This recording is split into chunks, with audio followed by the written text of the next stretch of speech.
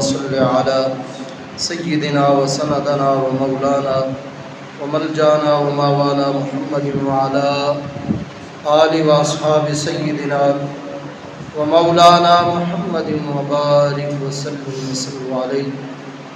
مل کے پڑھنے الصلاۃ والسلام علیک یا سیدی یا سیدی یا رسول اللہ.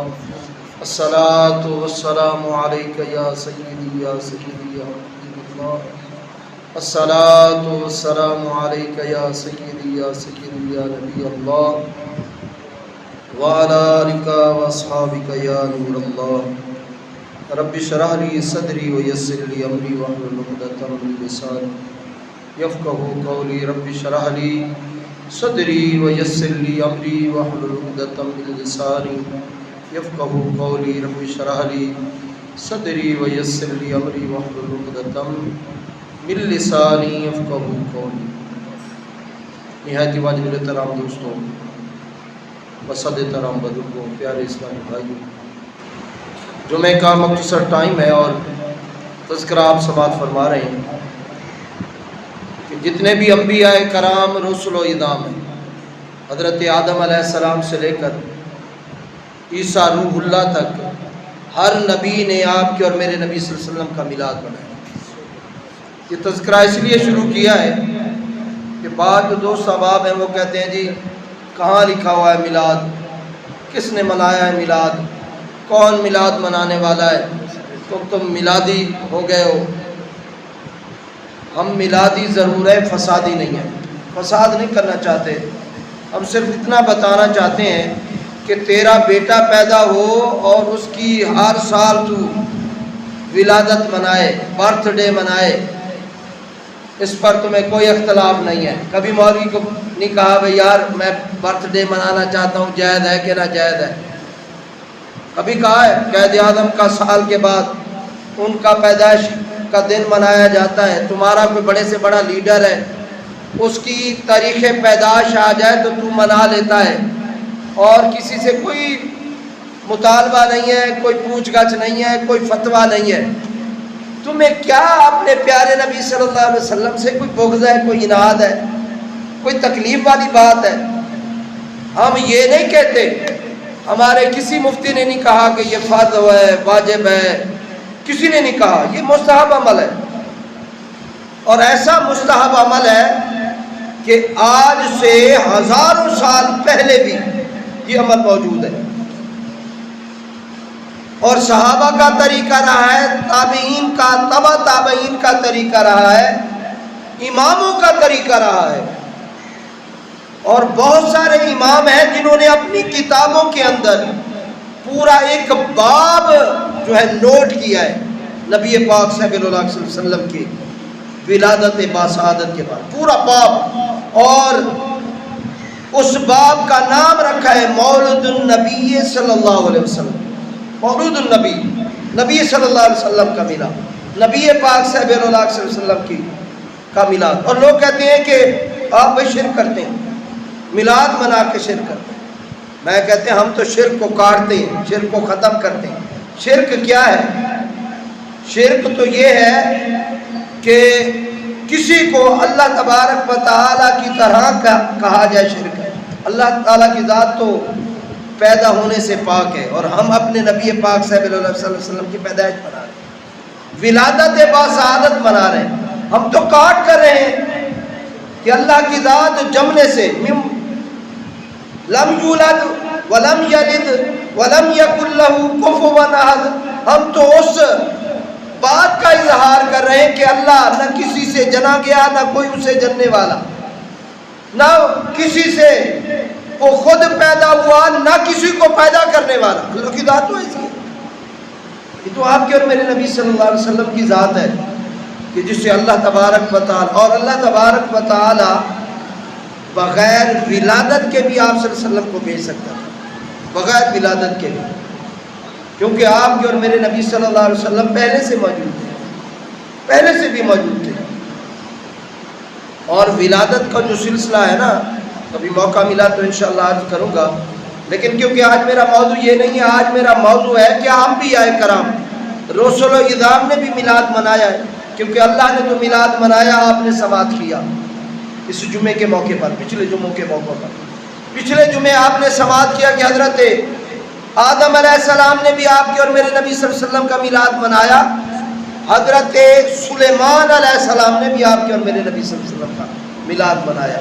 یعنی گزر رہے ہیں مدینہ المنورہ کی بستی کے اوپر سے، تخت آپ کا ہوا میں سفر کر رہا ہے، تیر رہا ہے، تخت کو حکم دیا، تخت معلق ہو گیا، رک گیا۔ بہت ساری مشینریاں بنائی ہیں، لیکن کوئی ایسی سائنسدان نے مشینری نہیں بنائی کہ نیچے سے کوئی سپورٹ نہ ہو، اوپر سے بھی کوئی سپورٹ نہ ہو اور وہ رک سکے اور جب تک چاہے رک سکے، ایسا بھی نہیں ہے۔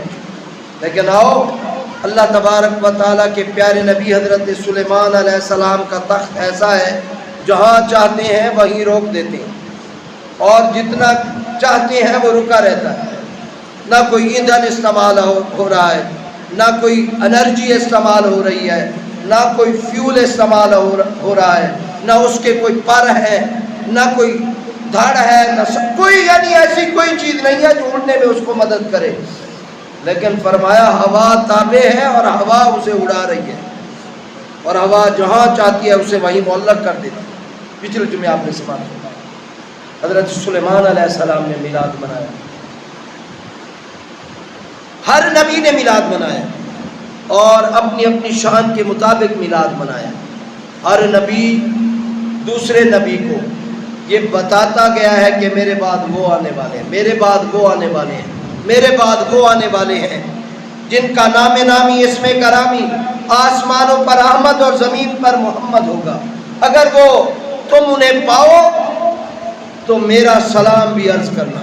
ہر نبی کہہ رہا ہے میرا سلام بھی عرض کرنا، ان پر ایمان بھی لے آنا، ان کی مدد بھی کرنا۔ اللہ بھی کہہ رہا ہے، ہر نبی بھی کہہ رہا ہے، ہر نبی۔ اور حضرت آخری نبی حضرت عیسیٰ علیہ السلام، عیسیٰ علیہ السلام وہ نبی ہیں، تھوڑا سا انٹروڈکشن بھی ہو جائے نبی کا، کیسے نبی حضرت عیسیٰ علیہ السلام؟ حضرت عیسیٰ علیہ السلام آپ کے اور میرے نبی صلی اللہ علیہ وسلم سے پہلے آئے ہیں۔ شان کیا ہے؟ شان یہ ہے، لوگ کہتے ہیں نا کہ نبی تو مکھی کا پر ہی نہیں بنا سکتا ہے، مچھر کا سر ہی نہیں بنا سکتا ہے، نبی کو تو دیوار کے پیچھے کا علم نہیں ہے۔ میں کہتا ہوں عیسیٰ علیہ السلام، اس کی شان بیان کر کے پھر آپ کو بتاؤں گا کہ اس عیسیٰ علیہ السلام کا آپ کے اور میرے نبی صلی اللہ علیہ وسلم کے بارے میں کیا عقیدہ ہے۔ عیسیٰ علیہ السلام یہ وہ نبی ہیں کہ اللہ تعالیٰ قرآن مجید میں فرماتا ہے کہ جو تم کھا کر آتے ہو نا گھر سے، وہ بھی بتا دیتے ہیں، اور جو رکھ کر آتے ہو وہ بھی بتا دیتے ہیں۔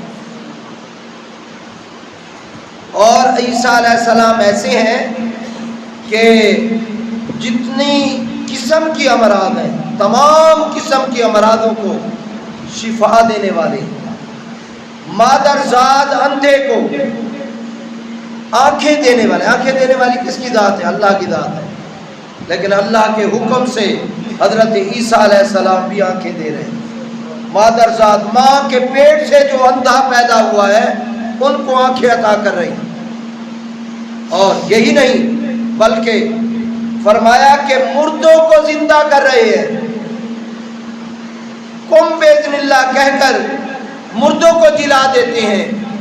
اور کیا شان ہے کہ فَأَنفُخُ فِيهِ فَيَكُونُ طَيْرًا بِإِذْنِ اللَّهِ، مٹی سے پرندے بناتے ہیں، شکل و صورت پرندے کی بنا کے مٹی سے، پھر اس میں خود پھونک مارتے ہیں۔ فَأَنفُخُ فِيهِ، یہ اللہ نے پھونک مارا، اللہ کہہ رہا ہے میرا نبی حضرت عیسیٰ علیہ السلام فَأَنفُخُ فِيهِ فَيَكُونُ طَيْرًا بِإِذْنِ اللَّهِ، اللہ کے حکم سے وہ پھونک مارتے ہیں، اللہ کے حکم سے وہ پرندہ بن کے اڑ جاتا ہے۔ لوگ کہتے ہیں مچھر کا پر نہیں بنا سکتے نبی، یہاں پرندے بنا رہے ہیں، مردے جلا رہے ہیں، اور کوڑی کے امراض، مادرزاد اندھوں کو آنکھیں دے رہے ہیں، ہر بیماری سے ہاتھ پھیر کر شفا عطا کر رہے ہیں۔ یہ کس کی شان ہے؟ حضرت عیسیٰ علیہ السلام نے۔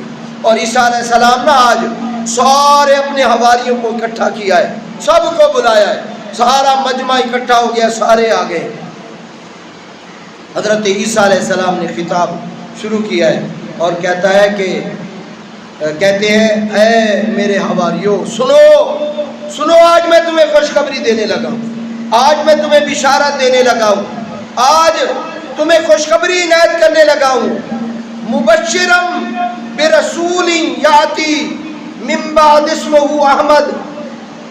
حواریوں نے کہا کس چیز کی بشارت ہے، کس چیز کی خوشخبری ہے؟ فرمایا میرے بعد ایک رسول آنے والا ہے جس کا نامی اسم گرامی احمد ہوگا۔ من بعد اسمہ احمد، میرے بعد میں آئے گا، اس کا نام احمد ہوگا۔ اب وہاں حواریوں میں بہت بڑے بیٹھے تھے، علم والے بھی بیٹھے تھے، عقل والے بھی بیٹھے تھے، شعور والے بھی بیٹھے تھے، ایسے بھی بیٹھے تھے جو حضرت عیسیٰ علیہ السلام پر اپنا تن من دھن سب کچھ قربان کرتے تھے۔ وہ کہنے لگے اے ہمارے نبی، ان کی نظر میں تو حضرت عیسیٰ علیہ السلام سے بڑھ کر تو کوئی نہیں ہے نا، کیونکہ ہر مرید کہہ رہا ہے میرے پیر سے بڑا کوئی پیر نہیں ہے، ہر شاگرد کہہ رہا ہے میرے استاد سے بڑا کوئی استاد نہیں ہے، ہر نمازی مقتدی کہہ رہا ہے میرے امام سے بڑا کوئی امام نہیں ہے، میرا امام جو ہے بڑا علم رکھتا ہے، بڑا مقام شان رکھتا ہے۔ شاگرد کہتا ہے میرا استاد بڑا اعلیٰ درجہ رکھتا ہے۔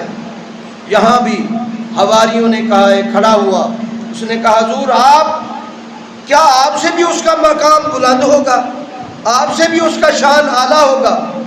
فرمایا ہاں سنو، تم تو میری بات کرتے ہو، اگر اس محمد صلی اللہ علیہ وسلم کے جوتی کے تسموں کو بادنا ابن مریم کو نصیب ہو جائے تو عیسیٰ علیہ السلام اپنے لیے فخر محسوس کرے، وہ جو دوسری جوتی کا تسمہ باندھنا فخر محسوس کرتے ہیں، اب کے اور میرے نبی صلی اللہ علیہ وسلم اور نہیں بلکہ اللہ تبارک و تعالیٰ کی بارگاہ میں حضرت عیسیٰ علیہ السلام نے، کیونکہ اللہ کے نبی تھے، دعا کی اور اللہ تبارک و تعالیٰ اپنے انبیاء کرام رسول اللہ کی دعا کو قبول فرماتا ہے، قبول کرتا ہے اللہ تعالیٰ۔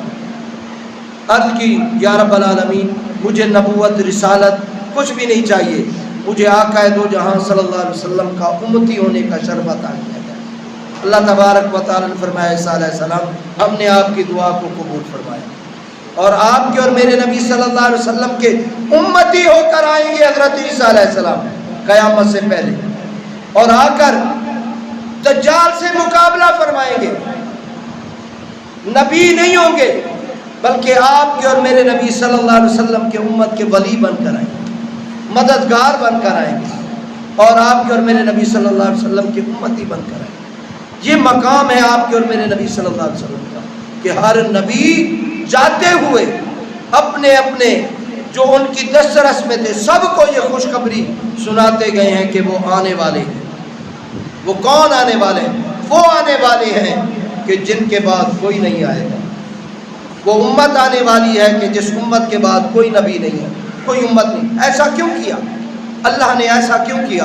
پیارا نبی تھا، حبیب نبی تھا، نرالا نبی تھا، دل و جان سے پیارا نبی تھا، اس کو آخر میں کیوں بھیجا؟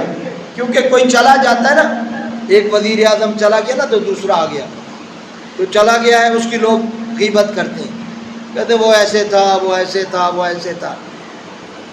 جیسے ہم کہتے ہیں کہ بنی اسرائیل ایسے تھے، ان کا نبی ایسا تھا، وہ قوم ایسی تھی، نبی کی بات نہیں مانتی تھی، ان کی شکلیں بگڑ گئیں، وہ سور بن گئے، وہ بندر بن گئے۔ ہم کہتے نہیں ہیں فلاں قوم ایسی تھی، فلاں قوم ایسی تھی۔